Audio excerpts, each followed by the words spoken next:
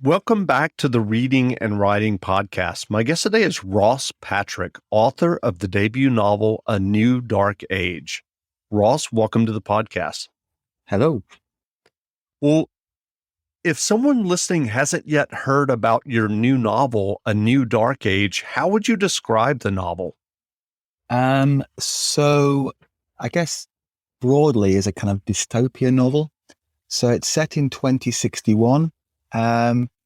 And the idea I had behind it was that rather than thinking about a future which was technologically advanced, to imagine one where our kind of civilization, our modernity, whatever you want to call it, has sort of gone into collapse. So the administrative state, what governments do doesn't exist. You've got roads breaking up, healthcare falling apart. You've also got, the sort of background of environmental problems and flooding.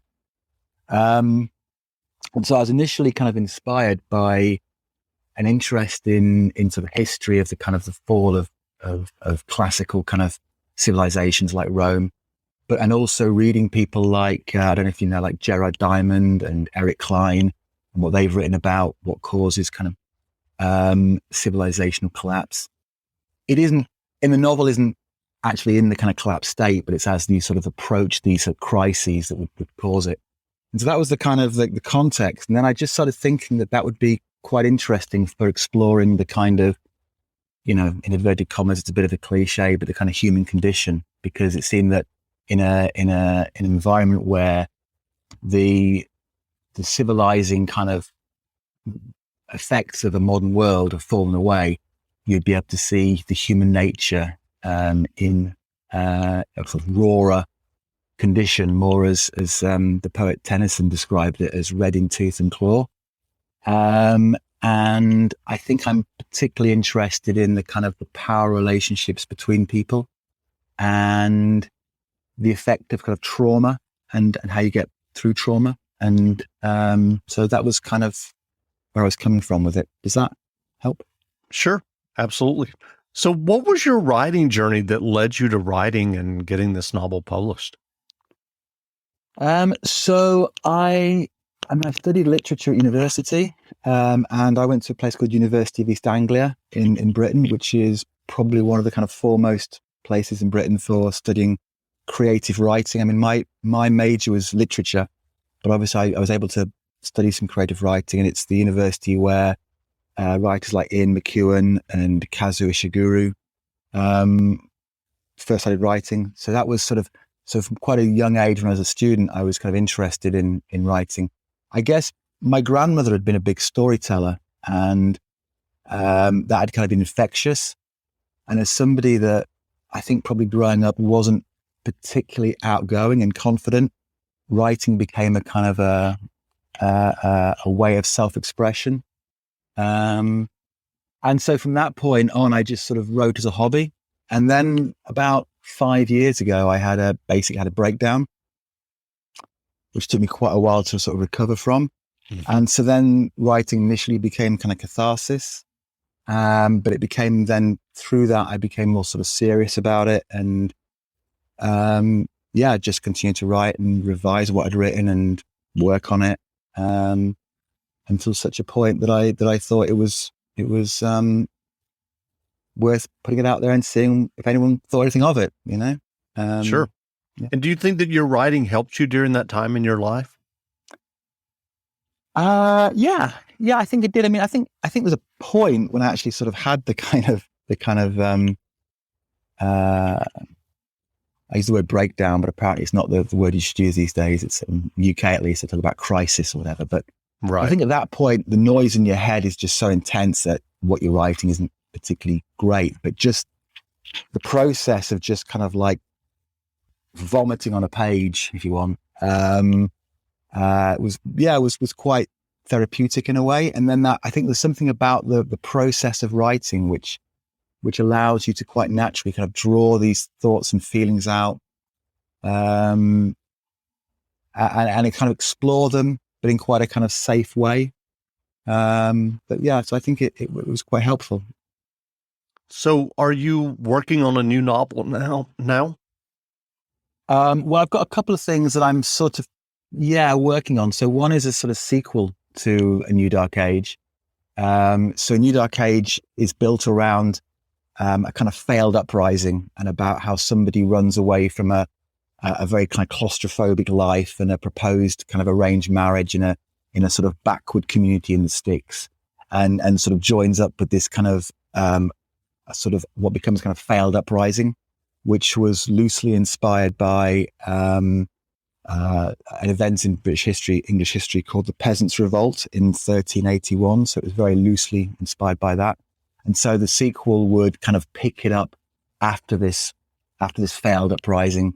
And again, would be using certain events from English history to kind of provide a kind of skeletal structure that then the characters that I'm using would kind of explore. So that's a sequel to A New Dark Age is one thing that I'm working on. And then the other thing is just completely different it has the working title of Springsteen Slays Zombies. But it's actually about the kind of effects of a marital breakup and the effects on the different people in the family and the people that they know. And then it sort of refers to Springsteen songs being a bit of a Springsteen I love fan. the title. I'm a huge Springsteen fan. The River is one of the greatest songs ever written, I think. Yes. Yeah. Well, what was your writing process when you were working on A New Dark Age? Are you someone who writes an outline before diving into the narrative, or do you just start and kind of see where it goes? That's a really good question, because I think probably my approach is not what writing schools, etc., would normally kind of suggest. So I find that if I kind of try and map out a very prescriptive kind of outline, I find it quite difficult in a way, to think it through in that fashion. So every little detail is worked out before I begin, and then sort of sticking to it and find that very kind of then constrictive. So I kind of have an approach which is to kind of write longhand effectively, and to just continually revise and re-edit and rework. And I kind of quite like that revising and editing process, actually. And I quite like sort of having a lot of language there, a lot of ideas there that I can then kind of play around with. So I guess it's not, no, I don't really, I have an outline, but it's very, very minimal. Sure. It's more like a kind of direction of travel. And then I just kind of revise it and rework it and revise it and rework it and edit it. So are you editing as you go along? Yeah. And then at the end, re-editing and re-editing again. And so, I mean, initially the first draft of this novel had about 170 or 180,000 words. And it's about half that length in the end, because it's become more concise, you organize it better. But yeah, so it starts off this very kind of big, loose thing. And then I continually try to work it and refine it and work it. Hey, this is Jeff from the Reading and Writing Podcast. Do you know what I love when I'm reading a great new book? A cup of tea. It's such a fun ritual. Settling down with a cup of tea and a new novel that I'm excited to read. Why not treat yourself to a cup of Plum Deluxe teas? Every loose leaf tea is hand blended, fresh, using only the best ingredients. From bold black teas to relaxing herbal blends, incredible dessert teas, or fun floral flavors, there's a delicious tea waiting for you. And I'm not making this up. They have a flavor of tea called Reading Nook Blend Black Tea. It's a tea that pairs perfectly with reading, writing, and relaxing. Plum Deluxe is a family-owned business, and they have one of the best selections of delicious, flavorful herbal teas, as well as bold black tea flavors. Visit plumdeluxe.com/listen and use the promo code RWP to save 12% on your first order. Tea also makes a great gift. That's plumdeluxe.com/listen and use the promo code RWP. There's nothing better than enjoying a great cup of tea with a good book. And now you can get your great tea from plumdeluxe.com. Gotcha. Well, what writing advice would you offer for those who are working on their own stories or novels? I think, I think that, yeah, that the idea of getting editing help, I think is quite good. Having somebody objective who can give you feedback, and then being quite positive and positive and proactive about actually the editing process, to actually enjoy the editing process. Because I think there's a kind of when you have an idea for writing, I don't know, certainly fiction, I think that there's a sense that you have this inspiration, this idea, and you want to get it down. And there's going to be this sense that when you've written it, you sort of, that's it, that's captured it. And I kind of think that a positive approach to rewrite, and I would, because this is my approach, but a positive approach to rewriting and editing where you actually enjoy that process of taking apart and what you've written and cutting bits you may like out, and constantly being, I say, positive about the actual reworking of it and revising of the editing of it. And if possible, getting somebody or people to trust and are objective, and to actually give you some feedback, so that you get a sense of what you don't see in your own work. Because I think there's a slight sense that you can know in your head what you're communicating, and the effectiveness of how you're communicating it, you can't necessarily see quite as well. And so somebody else coming into it can perhaps illuminate that for you. But yeah, to be positive about going back into it and reworking it and again and again and again, actually enjoying that process. And did you have a group of people like that who gave you feedback as you were working on A New Dark Age?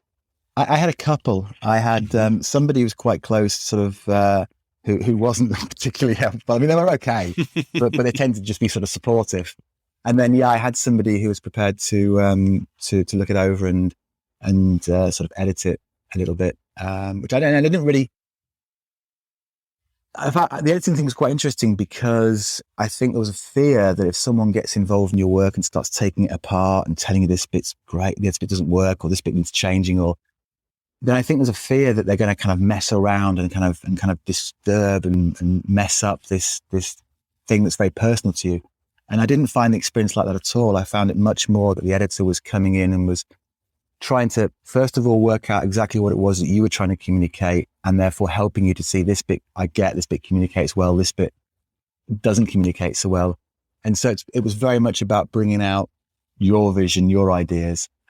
So yeah, I'd be very positive to anybody who has the opportunity to put their work in front of somebody that has a certain amount of skill. It may be somebody you know who's an English teacher or a literature teacher, or just a very wide reader, or somebody like yourself, who can just come back at them, recognizing what it is they're trying to say, being positive about the bits that are positive, obviously, but also just almost asking questions of what is it you're trying to do here, and would this work, that kind of thing.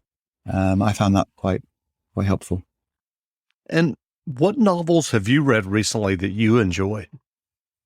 The novel I'm reading right now is by a French writer called Nicolas Mathieu. I think, I don't speak French. It's a translation called Of Fangs and Talons, which I can really, really, really strongly recommend. I've got it in front of me now. It's basically about an area of France, I think in sort of Alsace-Lorraine area, which I think would be the equivalent to what I think you call the kind of Rust Belt in America. So it's one of those kind of post-industrial kind of declining areas. And it's just about a group of characters living in this, and there's more to it than that in terms of the story. It's a bit of there's a sort of kidnapping and so on. But importantly, it's about, this guy works at the factory and has to pay for his mother's healthcare, and it's just really, really well written, and the characters and the dialogue and the relationships between characters are really kind of, they feel really kind of strong and real and resonant, and it's just really, really gripping, I found. Yourself? Well, where can people find you online if they'd like to learn more about you and your novels?